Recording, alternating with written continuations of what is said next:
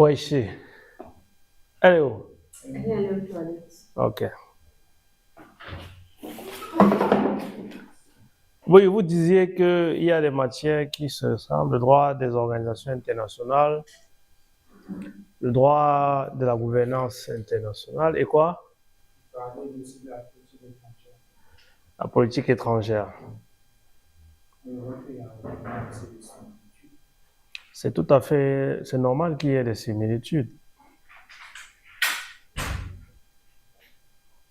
C'est normal qu'il y ait des similitudes, n'est-ce pas?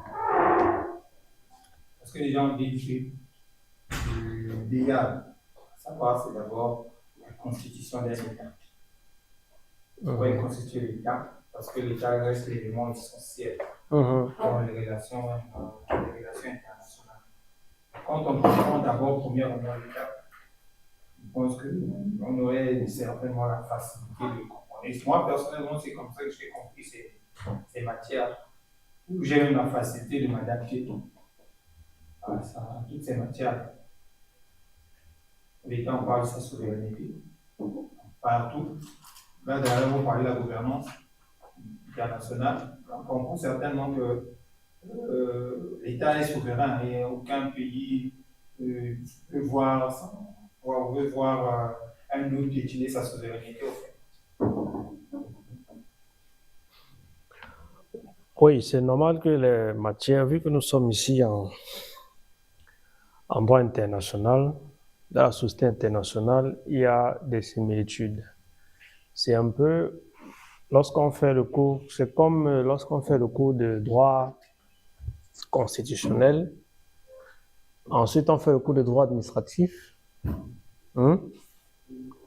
ensuite on fait le cours de droit administratif des biens ou bien de droit de la décentralisation, le droit international public. Il y aura des éléments de similitude parce que, à la vérité, le droit, il est un. Et que si on l'a tant éclaté, c'est juste pour faciliter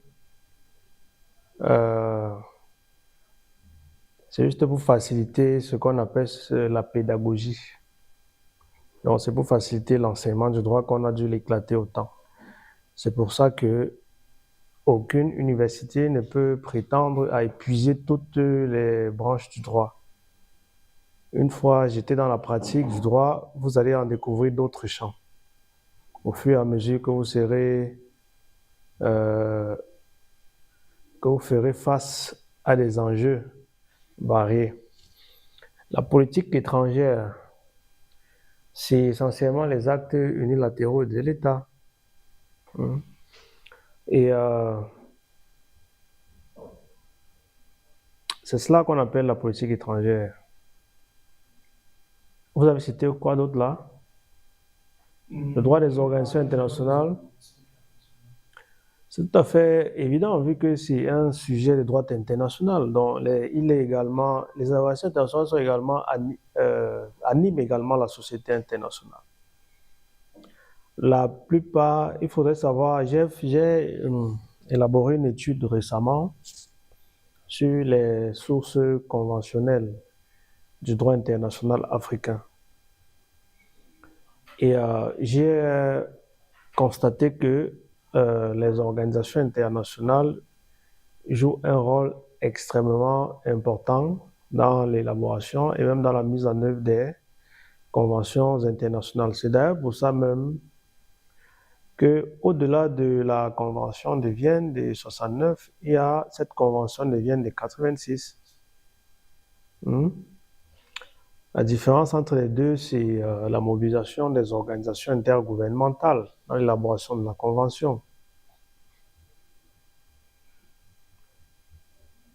Si on doit prendre le cas des conventions multilatérales, vous savez qu'une convention multilatérale qui réunit environ 100 États ou 50 États ou 20 États,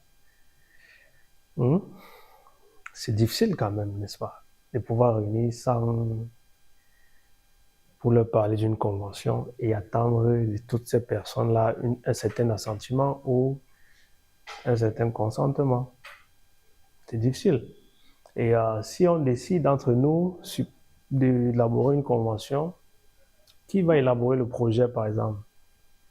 Là, c'est encore difficile. C'est pour ça que les organisations internationales jouent un rôle très important dans l'élaboration des conventions multilatérales, des conventions régionales aussi, et des conventions plurilatéraux également.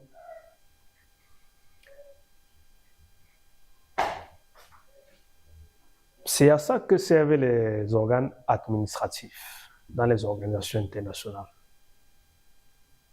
Parce que les organes administratifs, contrairement à l'organe politique, ont un rôle important, c'est d'assurer l'efficacité de l'action des organisations internationales. Les organes politiques ne s'intéressent qu'à leurs intérêts. Mais lui, son rôle, c'est d'assurer que l'organisation accomplisse son objectif, c'est-à-dire ce pourquoi on l'a institué. C'est à ça que c'est également le secrétariat des Nations Unies. C'est à ça que c'est la commission de l'Union africaine. C'est ce qu'on appelle l'organe administratif dans les organisations internationales. S'il faut recruter, s'il faut les experts, c'est ceux-là qui savent. Pour l'organe politique, ce sont les États. Et quand il faut élaborer une convention, par exemple la Charte africaine des droits de l'homme, par exemple, c'est à cet organe qu'on confie le projet.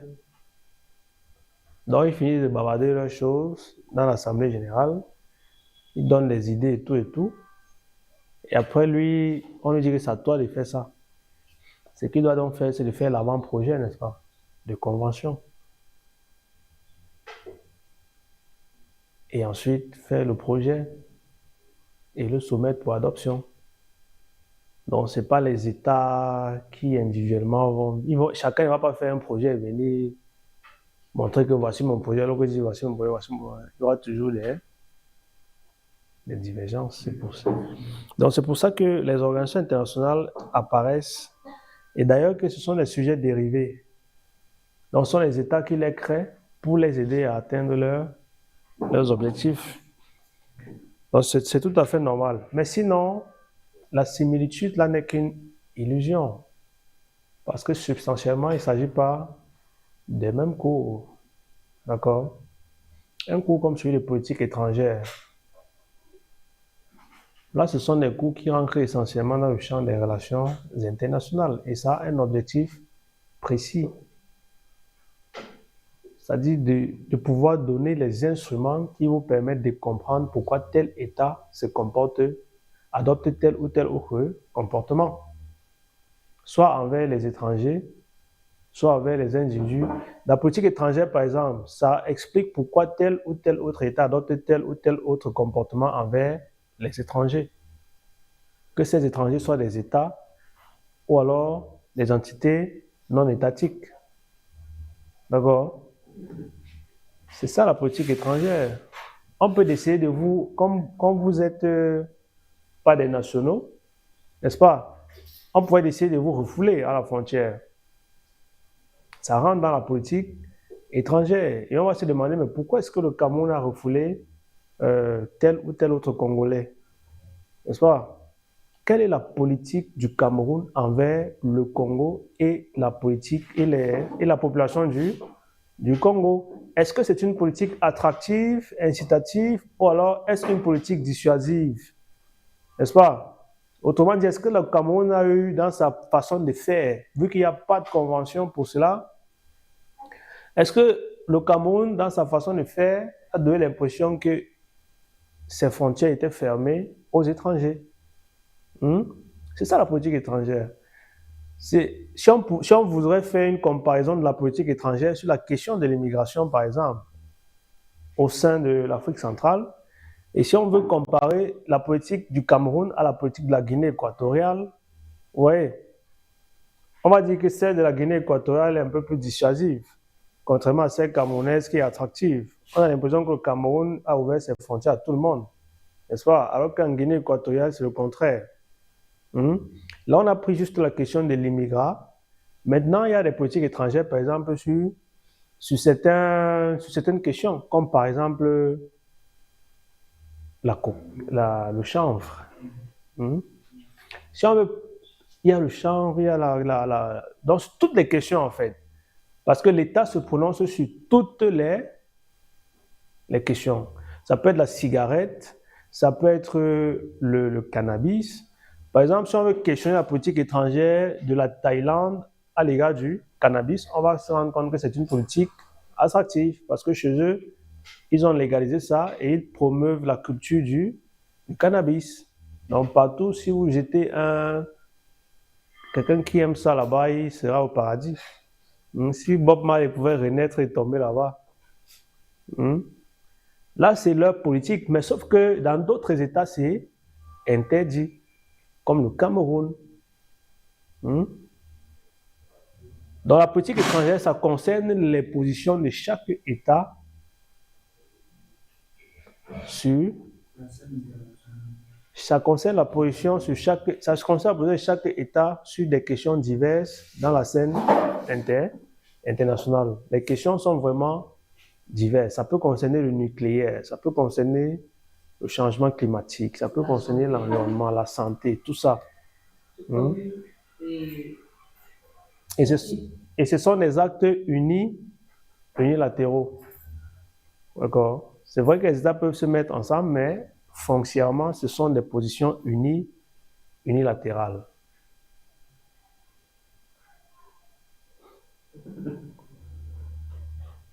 Ici, je rencontre que je découvre que les gens vendent les faux médicaments. Sinon, au Bénin, on ne vend plus ça. Ils ont interdit la vente, la commercialisation des faux médicaments. Les médicaments de la rue, là. De façon informelle, les Chalina. Ah, c'est ça, non? Ça va être faux médicaments. Tu dis quoi? C'est seulement les pharmacies qui doivent vendre. Parce que tout le monde a les moyens d'aller payer les produits pharmaceutiques. Vous avez appelé ça comment? Les Chalina. Chalina. Oui. Comme Charline, avec A à la fin. Non. S-H-A-L-I-N-A. Ah, Chalina, c'est quoi vous appelez les médicaments de la rue en... Mini-pharma, Chalina. C'est comme ça qu'on appelle ça.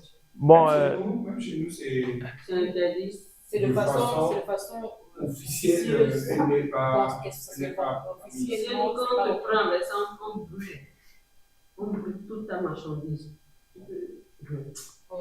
Bon, c'est pas mauvais. Ça, c'est leur politique, par exemple. Ça veut dire que chez eux, ils ont une politique de rigueur, n'est-ce pas? De non-tolérance. Alors que chez vous, c'est une politique de tolérance. C'est-à-dire, malgré la position administrative, on tolère quand même. Et ça peut s'expliquer chez l'un comme chez l'autre. D'accord? Ça peut s'expliquer par la façon dont on perçoit la société et la population. On se dit que, comme il a dit tout à l'heure, est-ce que tout le monde a les moyens pour pouvoir s'offrir? Mais sinon, même au Cameroun, c'est interdit. Oui, c'est interdit. Et, sauf qu'il y a il y a une politique en Afrique en général. Même chez vous. Je dis non, quand on te prend, mais on te prend, mais et tu vas en prison. Ça existe. Il y a des gens qui vendent toujours.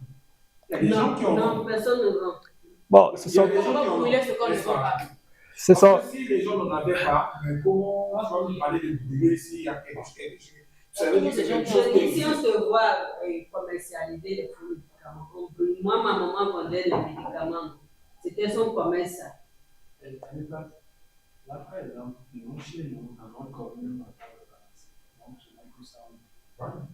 Mais vous ne vendez pas ça étalé. Vous avez une boutique. Non. C'est la boutique. C'est la boutique. Non. Ça se vend. Je ne peux pas dire ce qu'il ne sait pas qu'il est aussi dérivé comme ça. C'est comme ce qu'on te dit chez nous, tout c'est interdit, mais c'est officieux. Je parle concernant l'Afrique centrale. C'est le cycle d'Afrique centrale. J'ai Non, tu sais. L'Afrique de l'Ouest, j'ai déjà fait. Et moi, le constat que j'ai fait, la majorité des pays africains. Donc, la façon que vous voyez la politique, la façon que je gérer la politique, c'est la même façon que je gérer notre politique. Ce qui est interdit ici, c'est quand tu vois ce qui est interdit chez nous. Mais il y a certains, comme on vient de dire parfois cette légèreté-là. Mais c'est par rapport à la réalité économique, la réalité de tout les chacun. Donc, moi, je sais que même chez eux, ça existe. Bon, il y a une vérité, c'est qu'elle elle dit ce qu'elle connaît et ce qu'elle a vu. Lui, il dit ce qu'il connaît et ce qu'il a vu. Vous dites ce que vous connaissez et ce que vous avez vu. Tout le monde dit ici ce qu'il connaît et ce qu'il a vu, n'est-ce pas? Effectivement. Bon, ce que moi je peux vous dire, c'est que de manière globale, en Afrique, il règne ce qu'on appelle une politique de tolérance administrative. C'est-à-dire, malgré les interdictions, il y a des situations où l'administration fait comme si elle n'a rien vu. Vous voyez? Il y en a des situations comme ça. Même parfois ici au Cameroun, il y a parfois des campagnes il y a des opérations coup de poing, c'est-à-dire ils font des campagnes où on te voit avec ça, on ramasse, on confisque, après on pas brûler. Mais le pays est tellement grand, vous voyez, et le Bénin aussi, c'est un très grand pays en termes spatial, n'est-ce pas? Non, pas trop, pas comme le Cameroun. Donc, ce que tu fais, on voit. Donc, vous connaissez tous les moindres coins, vous avez visité tous les coins du Bénin. Vous avez visité tout le Bénin, toutes les communes, tous les... Ça veut dire qu'on ne peut pas vraiment avoir une conclusion objective de ce que vous dites. Peut-être là où vous êtes déjà parti, c'est comme vous avez dit là. C'est-à-dire, ce que vous avez vu, c'est ça. En fait, moi, c'est tout ce que je suis resté dans les grandes villes. Voilà. Maintenant, les villages et autres, là, c'est des zones reculées. Et il y a eu un service de CAMES qui est chargé de la distribution des médicaments dans ces zones-là. Mais cela ne veut pas dire que ce sont les babas et autres là qui commercialisent. Non. Voilà, c'est le nom, ça veut dire le bon chez nous. Les gens du Niger. Et aussi, il faut savoir, même dans le domaine de l'essence, du carburant, c'est interdit de vendre de l'essence dans les maisons de conduite. L'essence, c'est un peu toléré. Mais il faut médicaments. Pourquoi c'est toléré pour l'essence et pas pour les gens? Vous pensez que c'est moins grave de conserver l'essence à la maison? Les essences, actuellement aussi, ils ont commencé. Quand les policiers, les commissaires et autres, là, ils sont en patrouille. Au moins le médicament, ça prend un peu de temps avant de vous envoyer au cimetière. Mais l'essence, là, ça fait ouais. Moi, je vais vous raconter, je vous raconte une histoire. Je suis allé rendre visite à un ami un jour, dans son milieu de commerce. Et dans leur zone, subitement, on se rend compte qu'il y a une boutique qui a pris feu. Ça a pris feu et on n'arrivait pas à éteindre le feu. On demande, monsieur, on croyait que c'était un problème électrique, n'est-ce pas? Qu'il y a peut-être une panne d'électricité et tout ça. C'est après avoir insisté que le monsieur a avoué qu'en fait, il a gagné de l'essence dans la boutique. Et c'est ça qui a pris feu.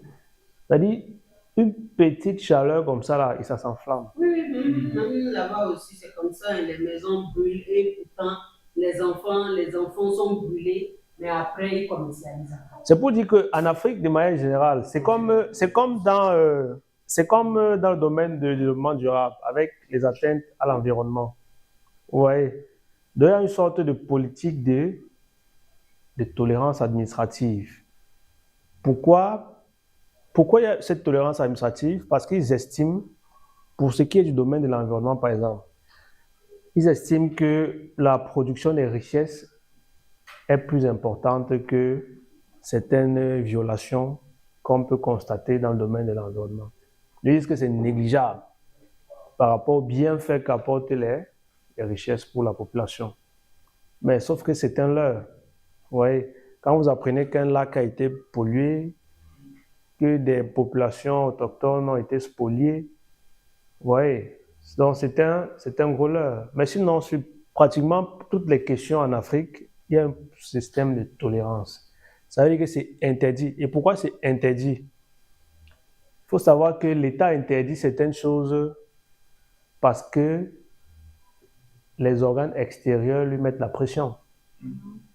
Et ça concerne même le secteur des médicaments, l'environnement. L'OMS, par exemple, c'est l'OMS qui met la pression. Même la pharmacopée, la médecine traditionnelle africaine. L'OMS n'est pas pour ça. Mais pourtant, on sait qu'au Cameroun et dans certains autres pays, le Bénin même est très développé dans ça. Vous voyez qu'on sait que c'est une richesse qu'on devrait exploiter. Mais sauf que pour l'OMS, on ne devrait pas parce que c'est dangereux. Vous voyez? Donc chez nous, mais aussi au Cameroun, il y a une loi qui a été adoptée pour promouvoir la médecine traditionnelle. Il y a même tout un département qui a été créé dans notre école de médecine là pour promouvoir la médecine traditionnelle. C'est pour dire que c'est quelque chose qu'on ne peut pas... Les Africains aiment boire l'eau des plantes, les décoctions. Même si il faut... On s'est dit que c'est une production, mais il faut juste pouvoir contrôler ou diminuer les risques. C'est 50% de la pharmacopée et 50% de sorcellerie. Voilà. Et de sorcellerie. Oui.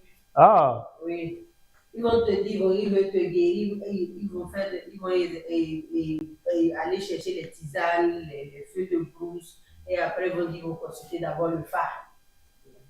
Ça entre dans Pas le vaudou? Dans le vaudou. Ils vont dire, ils vont consulter le phare, c'est le phare qui va dire quelle plante ils auront cueilli pour venir te sauver avec tout ça. Donc.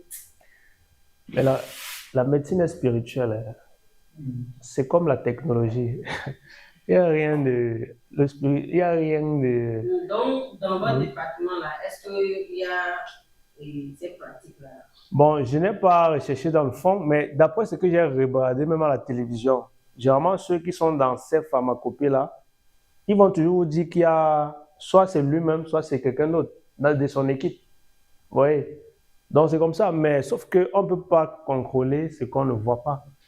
D'ailleurs, la sorcellerie, le mystique est tellement pris en compte dans notre pays que le code pénal traite du mystique en interdisant la sorcellerie. Dans notre code pénal, c'est interdit la sorcellerie. C'est-à-dire que, oui, dans notre code pénal, c'est-à-dire que si quelqu'un vous accuse de sorcellerie, ouais, eux, ils ont un tribunal sur les sorciers. Oui, je crois avoir vu ça. Et les juges qui sont là-bas sont des grands sorciers. Donc, s'ils savent que c'est pas que tu sais sorcier, ils vont savoir. Donc, vous voyez que, en fait, je pense que ça fait partie d'une culture. C'est ça la culture, en fait, l'identité. C'est juste qu'il faudrait qu'on utilise ces choses-là. Bon, du moins que ceux qui s'y connaissent utilisent ça en bon escient, en contribuant de manière concrète au développement de notre pays et des pays de l'Afrique. Parce que les gens utilisent la sorcellerie seulement pour faire du mal aux autres. On se demande vraiment ce qu'ils gagnent. À voir l'autre souffrir. Ils gagnent la rancœur, la haine.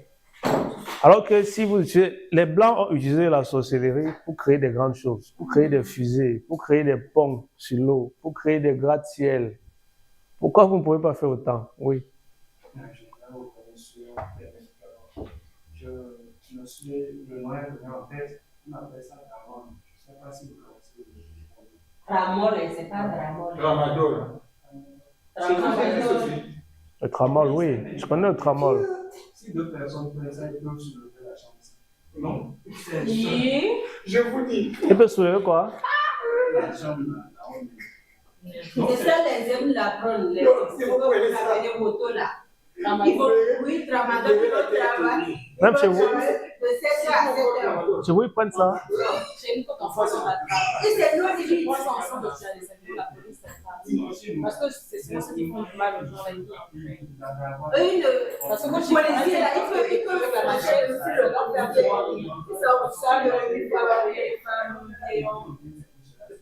après ils viennent les pièces partout. Quand on vous attrape avec ça. Je sais ce que tu dis.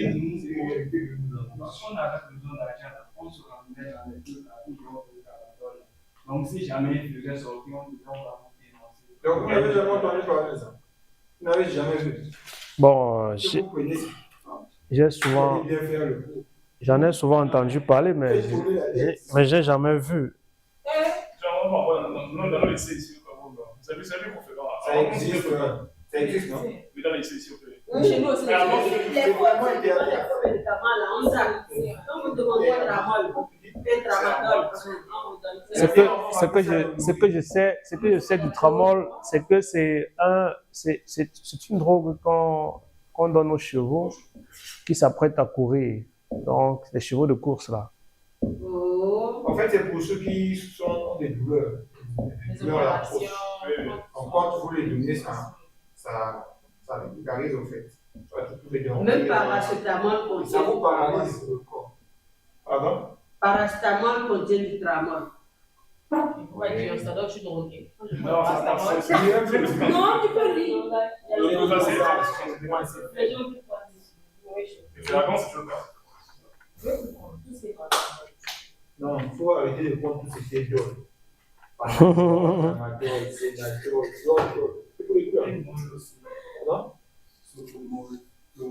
Oui. Moi, j'aime Vraiment, les c'est moi, beaucoup plus c'est que vraiment que la fièvre là, vraiment. Tout sûr. Vraiment, c'est pour le mot de tête, le mot de tête, fièvre. C'est ça. Ok, chimiste. Et je vais apprendre la chimie.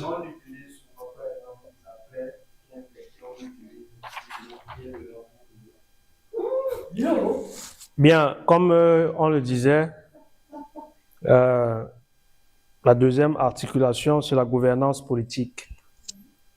Et la gouvernance politique, ça consiste à mettre le droit international au service de la paix et de la sécurité internationale. Comment est-ce que le droit international contribue à réaliser cet objectif-là de paix et de sécurité? Il y a une évidence qu'il faut accepter, c'est qu'il y a toujours des conflits. C'est que la guerre, c'est consubstantiel à l'État. Hein? Les États aiment aller en guerre. On peut encore l'observer aujourd'hui, non? Avec la Russie et l'Ukraine. Avec le Rwanda. Le Rwanda, la RDC, le conflit interminable. Hein? Vous savez pourquoi? Pourquoi c'est comme ça? Entre le Rwanda et la RDC. C'est pour permettre une grande puissance là de prendre de façon officieuse les richesses qui se trouvent dans cette zone-là. Mais quelle est l'histoire? Peut-être une grande histoire entre ces deux pays-là. Oui. En fait, l'histoire, c'est une grande histoire, hein, parce que M23, c'est le mouvement du 23 mars 97. C'est le mouvement du 23 mars 97. Et c'est la faute revient premièrement aux autorités congolaises. Donc là, je parlerai de Kabila le père, Laurent Désiré Kabila. C'est lui qui a ramené ce qu'on appelait par le Kodogo. Les Kodogo ont permis Kabila de prendre le pouvoir. Lorsque Kabila prend le pouvoir, il dit à ces jeunes que vous n'avez pas encore l'âge de travailler, il faut repartir à l'école. Donc lorsque ces jeunes-là arrivent dans la capitale, ils sont négligés. Ces jeunes repartent là où le gars leur avait pris, donc vers la frontière Rwanda, vers la frontière du Congo, Congo-Rwanda en fait. C'est là où ces jeunes sont venus s'installer en rébellion. Parce que ce fait que nous savons, on a tout fait pour que vous arriviez au pouvoir et lorsque vous prenez le pouvoir, vous nous négligez. C'est là où a commencé le mouvement 23 mars, avec l'appui bien entendu du Rwanda, parce que c'est les Rwandais qui ont permis Kabila de prendre le pouvoir. Parce que même dans les origines, Kabila avait une partie, avait des origines rwandaises, et même le fils qu'il avait laissé là, Joseph Kabila, est rwandais. Il est d'origine rwandaise. Donc, c'était le fils à son ami qu'il avait pris, il a hébergé jusqu'à ce que le petit a grandi. Donc, bref, c'est le mouvement là qui, au fil du temps, a commencé à prendre l'ampleur. Parce que les traités n'étaient pas respectés entre la RDC et le Rwanda. Et au fil du temps, ça s'est...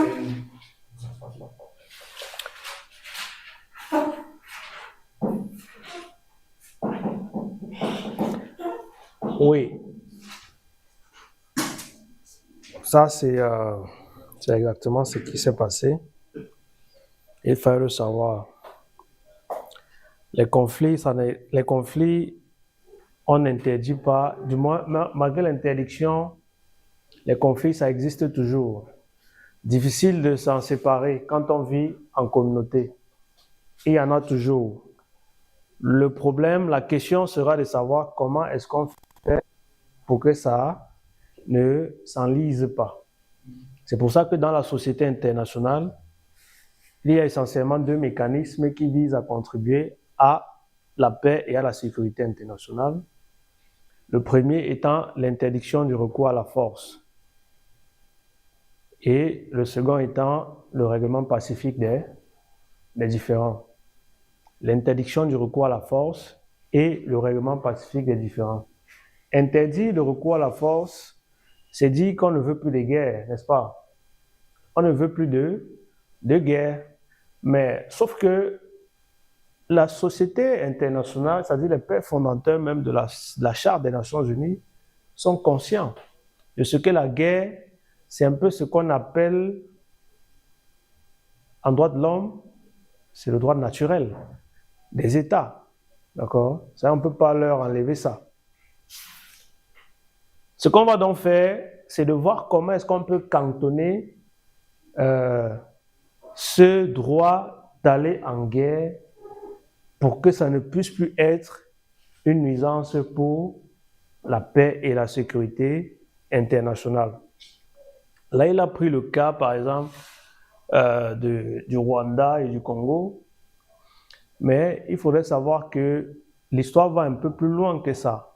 Vous voyez, c'est notamment lors du génocide, le génocide au Rwanda, qu'une partie des nationaux rwandais vont aller se réfugier en RDC.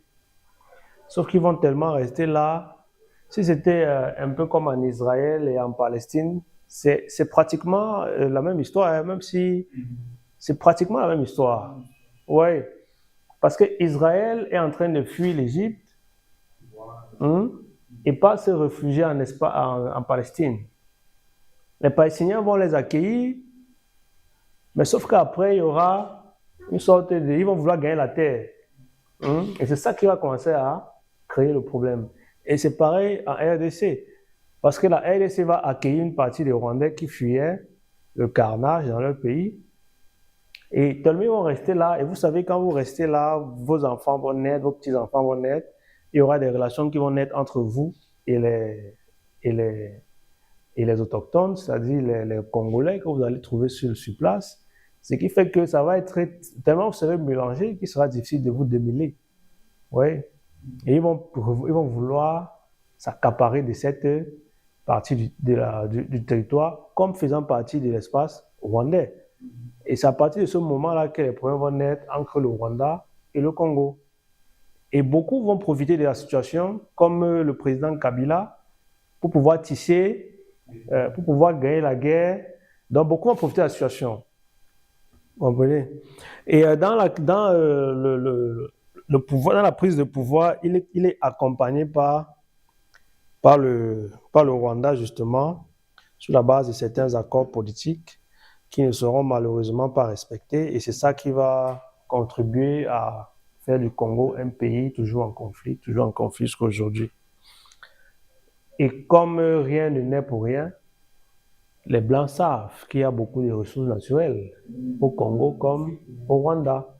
Et du coup, bon, vous voyez. Mais nous sommes protégés. Nous sommes dans la protégés. Nous sommes en train pour... Rien ne peut arriver. C'est même d'ailleurs le risque du métier. Non, ce qu'il faut savoir, c'est qu'aucun pays ne peut encourager un autre pays à aller en guerre. Juridiquement, ça ne se fait pas, parce que les États sont souverains. Oui, mais sinon, moi je pense que ce soit le Congo, que ce soit le Rwanda, ce sont des pays frères qui devraient pouvoir s'asseoir à la même table pour trouver des solutions à leurs problèmes. Oui. Ça a été le cas entre le Nigeria. Ça arrange pour la guerre ne peut pas. Mais d'ailleurs, pour votre information, le porte-parole de M23, FC23, Ngoma, vient d'être tué avant-hier par les drones FARDC. Donc là, ça secoue même déjà le gouvernement. Parce Parce que dans les normes, il faut respecter les accords de Doha et les accords de Washington. D'ailleurs, les accords restent les accords qui ont été signés à Washington. Donc, il faut respecter. Donc, les accords de Doha, il faut faire des accords disent qu'il faut mettre impérativement fin à la guerre. En respectant tout ce qui a été signé. Or, dans les accords, le Rwanda ne se retrouve pas. Il ne veut vraiment pas. Oui, parce que justement, quand on parle du M23, ça se confond. On ne peut pas dire que c'est le Rwanda. C'est un mouvement qui n'est ni rwandais ni congolais. Donc, on devrait comprendre que c'est un problème. C'est pour ça que, je ne sais pas si c'était le premier jour ou le deuxième jour, je vous parlais de la guerre, des conflits armés. Parce que un conflit international, c'est un conflit entre deux États. Un conflit interne, c'est un conflit qui se fait au sein des États. D'accord? Entre le gouvernement légitime, entre le gouvernement légal et un groupe armé. Un conflit peut être interne et internationalisé. Un peu comme ce cas de M23. Et lorsque le conflit s'internationalise, la communauté internationale s'intéresse à ça. Soit parce qu'il y a des populations qui sont décimées, soit parce qu'il y a des biens qui sont spoliés, soit parce que les voisins sont mis en danger. Donc, il y a autant de choses. Mais sinon, la guerre internationalisée, c'est... la guerre s'internationalise lorsque les armes utilisées sont des armes interdites, par exemple. Lorsque les armes utilisées sont des armes qui proviennent, oui, des tiers au conflit. Lorsque pendant le conflit, il y a des infractions pénales internationales qui sont commises. Là, la guerre devient, on commence à chercher, parce qu'on veut interdire les génocides et consorts. C'est pour ça qu'on encadre tout ça. Et c'est justement l'objet de l'interdiction du recours à la force. Parce que l'interdiction du recours à la force, vu que je viens de le dire, on n'interdit pas les États d'aller en guerre. D'accord? On ne supprime pas leur droit d'aller en guerre parce que c'est un droit naturel des États. Mais ce qu'on recherche, c'est de cantonner ça, de pouvoir limiter autant que possible pour que jamais un État n'ait à recourir à la guerre. D'accord? Bien. Comment est-ce qu'on interdit donc le recours à la force? Il y a deux choses. La première, c'est le traitement juridique réservé à la guerre. Le traitement juridique réservé à la guerre. Autrement dit, il s'agit d'encadrer la guerre. D'accord? Au-delà de l'encadrement de la guerre, il s'agit aussi de limiter les moyens de la guerre. Parce qu'une guerre a besoin des moyens pour exister. Si c'est que les partis n'ont par exemple pas les armes, la guerre ne va pas demeurer. N'est-ce pas? Donc si on supprime les armements là, la guerre ne va pas demeurer. C'est pour ça qu'il y a deux choses. D'abord, l'encadrement de la guerre et la deuxième, la limitation des moyens de la guerre, tels que les armements. Donc on parlera des armements probablement demain. Mais pour ce qui est de l'encadrement de la guerre, il faut savoir qu'il existe au moins 3 types de guerres de manière globale. C'est-à-dire sans distinction entre la guerre internationale et la guerre internationalisée. D'accord? Il existe au moins 3 catégories de guerres selon l'interdiction, selon le degré d'interdiction. Nous avons ce qu'on appelle la guerre illégale. D'accord?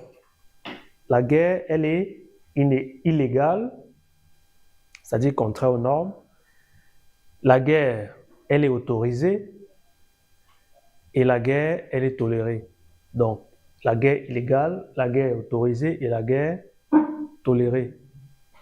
La guerre peut être illégale, elle peut être autorisée, elle peut être tolérée. Oui, la guerre peut être illégale, elle peut être autorisée, elle peut être tolérée. Illégale, on reviendra de manière substantielle parce que le temps touche à sa fin. On revient de manière substantielle parce que, je vous ai dit, la deuxième partie de ce cours-ci, c'est la partie la plus importante. Parce que pour ce qui est de la première partie, vous allez revisiter ça dans le cadre du cours de droit international public. La guerre peut être illégale, elle peut être autorisée, elle peut être... La guerre illégale, c'est quoi? La guerre autorisée, c'est laquelle? La guerre tolérée, c'est laquelle? Dans les trois cas, c'est toujours soumis au principe de l'interdiction du recours à la force. D'accord? Ça veut dire que dans les trois types de guerres-ci, ce qui est recherché, c'est surtout de ne pas utiliser la force. Mais c'est la guerre. Vous savez que, comme dans toute guerre, on utilise la force. Mais la philosophie, c'est qu'on ne doit pas utiliser la force. Une guerre illégale, de manière globale, c'est lorsque les principes, les règles et les principes de guerre ne sont pas respectés. La guerre est réglementée. C'est-à-dire, on ne vous interdit pas d'aller en guerre, mais on vous dit comment est-ce que la guerre doit être réalisée.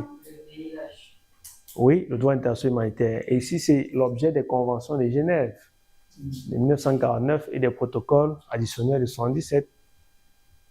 Il y a des victimes, il y a des personnes qu'on doit protéger, il y a des biens qu'on doit protéger, il y a des gens sur qui on peut tirer. Vous voyez, donc il y a des choses qu'on peut faire et des choses qu'on ne peut pas faire pendant la guerre. Ça, c'est la guerre illégale. La guerre autorisée, c'est encore ce qu'on appelle la guerre collective.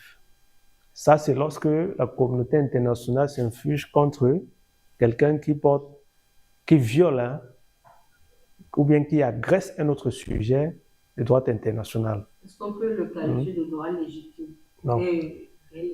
Non. Ce n'est pas une guerre légitime. Aucune guerre n'est légitime. Il y a des guerres légitimes parce que... Comme laquelle? Et quand par exemple, je prends le cas peut-être du Cameroun, quand peut-être les armées du Cameroun partent et déclarer la guerre peut-être au Bénin.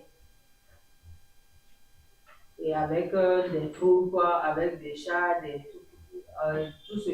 leur armement. Donc, et le Bénin quand même a le droit de répliquer.